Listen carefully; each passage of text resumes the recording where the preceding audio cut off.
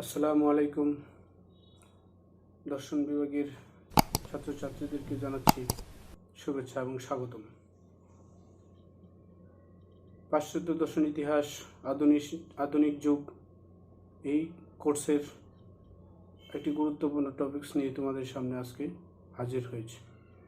আজকের আমরা আলোচনা করব ডেভিড হিউমের আত্মা সম্পর্কে মতবাদ, অর্থাৎ আত্মা সম্পর্কে তিনি কী ধারণা পোষণ করতেন বা কী তার বক্তব্য ছিল সেটি আমরা আজকে আলোচনা করব। তো যারা ডেভিড হিউমের সম্পর্কে জানতে চান তারা আমার ডেভিড হিউমের জীবনী সম্পর্কে একটু ভিডিও রয়েছে, সেই ভিডিওটি আপনারা দেখে আসতে পারেন, বা তোমরা যারা দর্শনের শিক্ষার্থী তারাও সেই ভিডিওটি দেখে আসতে পারো, সেখান থেকে তোমাদের কিছু পয়েন্ট পেতে পারো। যাই হোক, যেহেতু আজকের ক্লাসটি একটু দীর্ঘ সময়ব্যাপী, সেজন্য আর কথা না বাড়িয়ে আমরা মূল কোর্সে প্রবেশ করি, মূল আলোচ্য বিষয়ে প্রবেশ করি। আজকের আমাদের আলোচ্য বিষয় ছিল যে ডেভিড হিউম আত্মা সম্পর্কে তিনি কী ধারণা পোষণ করেন। যারা দর্শনের শিক্ষার্থী তারা অবশ্যই মনোযোগ সহকারে ভিডিওটি দেখবে। হিউম একজন অভিজ্ঞতাবাদী দার্শনিক। আমরা জানি জ্ঞান অর্জনের ক্ষেত্রে অভিজ্ঞতা একটি বিশেষ ভূমিকা রয়েছে, এবং অভিজ্ঞতাবাদী দার্শনিকদের মধ্যে ডেভিড হিউম একজন অন্যতম দার্শনিক। তাই অভিজ্ঞতায় যা পাওয়া যায় না তার অস্তিত্ব তিনি স্বীকার করেন নাই, অর্থাৎ অভিজ্ঞতার মাধ্যমে যা পাওয়া যায় সেটাকে তিনি স্বীকার করেন, অভিজ্ঞতার বাইরে তিনি কোনো কিছু স্বীকার করেননি। তিনি বলেন বা তার মতে অন্তর্দর্শনের মাধ্যমে সদা পরিবর্তনশীল, যে জিনিসগুলো সবসময় পরিবর্তনশীল,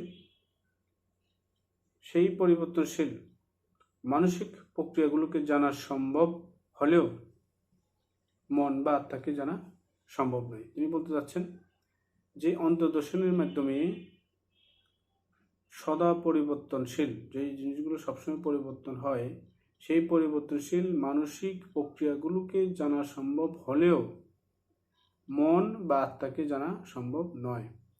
অভিজ্ঞতার মাধ্যমে আমরা যে আত্মার সন্ধান পাই বা সাক্ষাৎ পাই, সেই আত্মাকে তিনি সংবেদন, অনুভূতি, ইচ্ছা ইত্যাদি নিয়ত পরিবর্তনশীল, অর্থাৎ সবসময় পরিবর্তনশীল মানসিক প্রক্রিয়ার প্রবাহ বলে তিনি মনে করে থাকেন।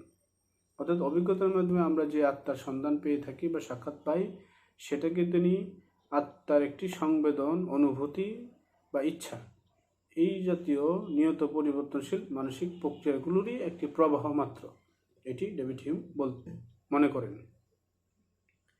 পরস্পর বিচ্ছিন্ন এইসব মানসিক প্রক্রিয়ার মধ্যে ঐক্য প্রতিষ্ঠার জন্য মন বা আত্মাস্বরূপ কোনো আধ্যাত্মিক দ্রব্যের অস্তিত্ব অভিজ্ঞতার সাহায্যে পরিলক্ষিত হয় না।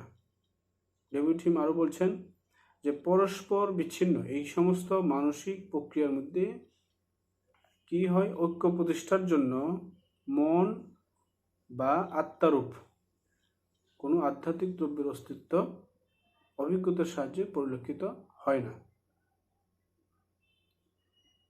বার্কলি বলেছেন যে সবকিছুই প্রত্যক্ষ নির্ভর, অর্থাৎ অস্তিত্ব বলতে যা রয়েছে সবকিছু প্রত্যক্ষের উপর নির্ভর করে।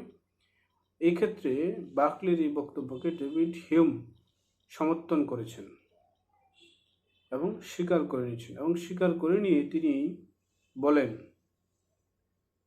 যে মন বা আত্মারূপ, মন বা আত্মা হিসাবে কোনো অদ্বৈত দ্রব্যের, অর্থাৎ আধ্যাত্মিক দ্রব্যের প্রত্যক্ষণ যা আমরা দেখতে পাই না বা আমাদের প্রত্যক্ষণ হয়ে ওঠে না। কিসের মতো?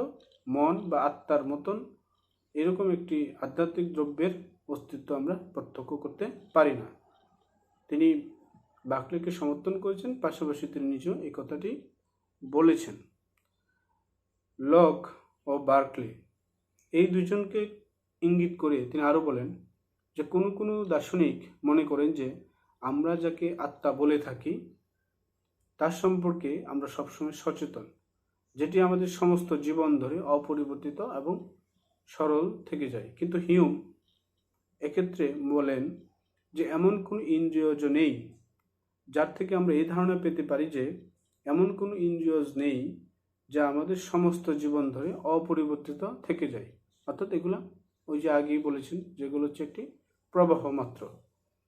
অভিজ্ঞতায় আমরা যে আত্মাকে পাই সে আত্মা হলো আমাদের মানসিক বৃত্তিগুলোর একটি সমষ্টি মাত্র। তো আমার মানসিক যে বিভিন্ন প্রবৃত্তি রয়েছে তার একটি সমষ্টি হচ্ছে অভিজ্ঞতার মাধ্যমে আমরা যে আত্মাটা পেয়ে থাকি সেটি। এটি হিউম এখানে বলতে চেয়েছেন। তিনি তার বিখ্যাত গ্রন্থ এ ট্রিটাইস অফ হিউম্যান নেচার এই গ্রন্থে তিনি একটি বক্তব্য দিয়েছেন, সেটা আমি এখানে কোট করছি। যেমন তিনি বলেছেন যে for my part when I enter most intimately into what I call myself, I always stumble on some particular perceptions or other of heat or cold, light or shade, love or hatred, pain or pleasure. I never can catch myself at any time without a perception and never can observe anything but the perception. অর্থাৎ আমার দিক থেকে যখনই আমি নিজের আত্মার মধ্যে অন্তরঙ্গভাবে প্রকাশ করি, তখন অন্তরঙ্গভাবে প্রকাশ করে থাকি, ঠিক তখনই কোনো না কোনো বিশেষ সংবেদনের সঙ্গে আমার একটি সংঘাত বা দ্বন্দ্ব ঘটে। সেটা হয় গরম বা ঠান্ডা, আলো বা ছায়া, ভালোবাসা বা ঘৃণা, দুঃখ বা সুখ। অর্থাৎ কোনো সময় সংবেদন ছাড়া আর কিছুই আমার নাগালে আসে না, এবং কোনো সময়ই সংবেদন ছাড়া আমি কোনো কিছুই প্রত্যক্ষ করি না। হিউম এখানে আরও বলেন যে গভীর ঘুমের মধ্যে যখন আমাদের সব অভিজ্ঞতা দূরীভূত হয়ে যায়, যখন আমরা ঘুমিয়ে যাই তখন আমাদের সব অভিজ্ঞতা চলে যায়, তখন আমাদের আমিত্বের কোনো সত্যিকারের অস্তিত্ব থাকে না। অর্থাৎ তিনি একটি চমৎকার কথা বলেছেন, আমরা যখন ঘুমিয়ে যাই তখন আমাদের অভিজ্ঞতায় প্রাপ্ত যা কিছু আমরা অভিজ্ঞতায় পেয়েছি তার কোনো কিছু আমাদের থাকে না, সব কিছু দূরীভূত হয়ে যায়। তখন এই যে আমি, আমার আমিত্ব, এই আমিত্বটি সত্যিকার অর্থে তখন আর তার কোনো অস্তিত্ব থাকে না। তাহলে বলতে হয় মন বা আত্মা কোনো আধ্যাত্মিক দ্রব্য নয়, নিষ্ক্রিয় ও অপরিবর্তিত স্থির দ্রব্যরূপে একটি চলমান নয়, একটি স্থির দ্রব্যরূপে মন বা আত্মাকে কখনোই সেটি প্রত্যক্ষ করা যায় না। সেটি একটি চলমান প্রক্রিয়া, যেটি এর আগেও বলেছেন, একটি চলমান প্রবাহ মাত্র। নিষ্ক্রিয় ও অপরিবর্তিত স্থির রূপে মন বা আত্মাকে আমরা কখনোই প্রত্যক্ষ করতে পারি না। ডেভিড হিউম এটাই বলতে চেয়েছেন। তাই পরিবর্তনশীল মানসিক ক্রিয়ার আধার রূপে কোনো অখণ্ড আত্মার অস্তিত্বের স্বীকার করা কোনো যুক্তিসঙ্গত কারণ হিউম খুঁজে পাননি। হিউমের মতে আমাদের মন একটি রঙ্গমঞ্চ, যেখানে একের পর এক বিভিন্ন সংবেদনা আবির্ভাব করছে, মঞ্চের উপর চলাফেরা করছে, তারপর ধীরে ধীরে মিলিয়ে যাচ্ছে। এখানে আত্মাকে তিনি একটি রঙ্গমঞ্চের সাথে তুলনা করেছেন, যেখানে একের পর এক বিভিন্ন সংবেদনের সৃষ্টি হচ্ছে, আবির্ভাব ঘটছে, এবং রঙ্গের এই মঞ্চের উপর চলাফেরা করছে, আবার একটি সময়ের সময় ধীরে ধীরে তা আবার মিলিয়ে যাচ্ছে। তবে রঙ্গমঞ্চের মতো রঙ্গমঞ্চ যেমন একটা স্থির, মন কিন্তু সেরকম একটি স্থির দ্রব্য নয়। আসলে পরিবর্তনশীল সংবেদন, অনুভূতি এবং ধারণার দ্বারা বা তাদের পারস্পর্যগুলোই আত্মা বা মন। অর্থাৎ পরিবর্তনশীল মানসিক অবস্থার সমষ্টি হচ্ছে মন বা আত্মা, এটি হিউম বলতে চেয়েছেন।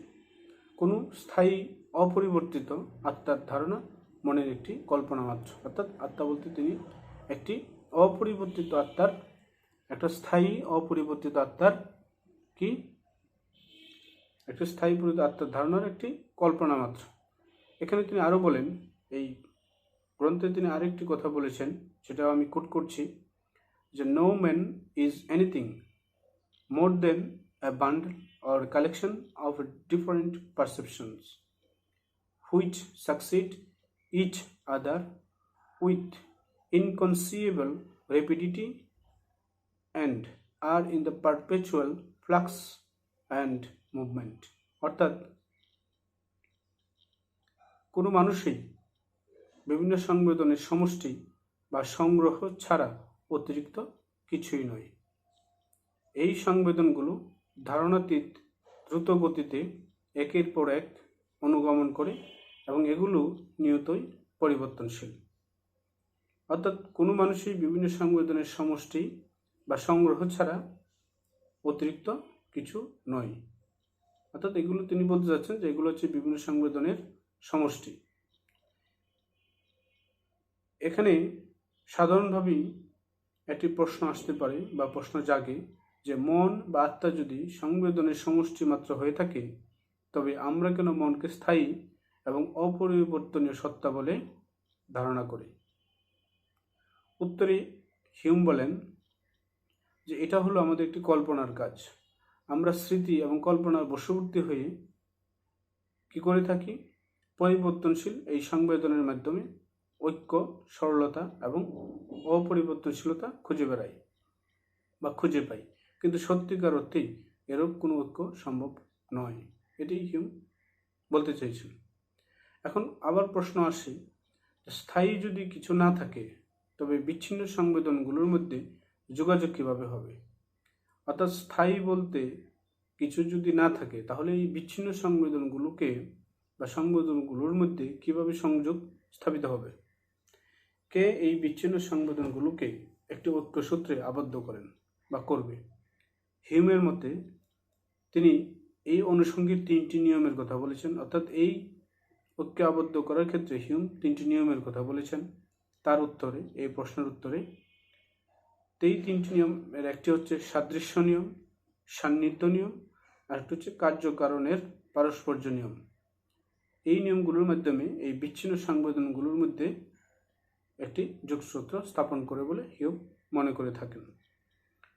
অর্থাৎ এই প্রতিকৃতির সঙ্গে মূল বস্তুর সাদৃশ্যের জন্য প্রতিচ্ছবি দেখলেই মূল বস্তুর কথা মনে করে যায়। এই প্রতিকৃতি, এই যে বিভিন্ন প্রতিকৃতি আমরা দেখি, এই প্রতিকৃতির সঙ্গে বস্তুর সাদৃশ্যের জন্য একটি প্রতিচ্ছবি দেখলেই বস্তুর মূল কথাটা মনে পড়ে যায়। দেশ ও কালে একত্রে ঘটার জন্য, দেশ এবং কাল অর্থাৎ সময় এবং স্থানের ক্ষেত্রে বা একত্রে ঘটানোর জন্য দৈহিক বা কালিক নৈকট্য বা সান্নিধ্যের জন্য অট্টালিকার একটি কক্ষ দেখলেই অন্য একটি কক্ষের কথা মনে পড়ে যায়। অর্থাৎ আমরা যদি একটি বিল্ডিং দেখি বা একটি কক্ষ দেখি, সেটা দেখলেই মূল একটি কক্ষের কথা আমাদের মনে পড়ে যায়। আবার যদি আমরা কোনো আঘাতের চিন্তা করি, তবে আঘাত থেকে যে বেদনার সৃষ্টি হয় বা উদ্ভব ঘটে, আমরা তা চিন্তা না করে পারি না। যখন কেউ আমাকে আঘাত করে তখন এর দ্বারা যে বেদনা আসে সেটিকে আমরা চিন্তা না করে পারি না। হিউম এখানে এই অনুষঙ্গিক যে 3য় নিয়ম অর্থাৎ কার্যকারণের যে পারস্পরিক নিয়মের কথা বলেছেন, সেই নিয়মের সাহায্যে আঘাতের সঙ্গে এই ব্যথার সংযোগকে ব্যাখ্যা করেছেন। অর্থাৎ হিউমের মতে অনুষঙ্গের নিয়ম দ্বারা ঐক্যবদ্ধ মানসিক প্রক্রিয়ার সমষ্টি হল মন বা আত্মা। অর্থাৎ এই অনুষঙ্গের নিয়মগুলোর সাহায্যেই ঐক্যবদ্ধ যে মানসিক প্রক্রিয়াগুলো রয়েছে তার সমষ্টির দ্বারাই মন বা আত্মা হয়, এটাই হিউম বলতে চেয়েছেন। কোনো আধ্যাত্মিক দ্রব্যরূপে আত্মার অস্তিত্ব, অর্থাৎ আধ্যাত্মিক দ্রব্য রূপে অর্থাৎ আধ্যাত্মিক দ্রব্য হিসাবে হিউম আত্মার অস্তিত্বকে স্বীকার করেননি।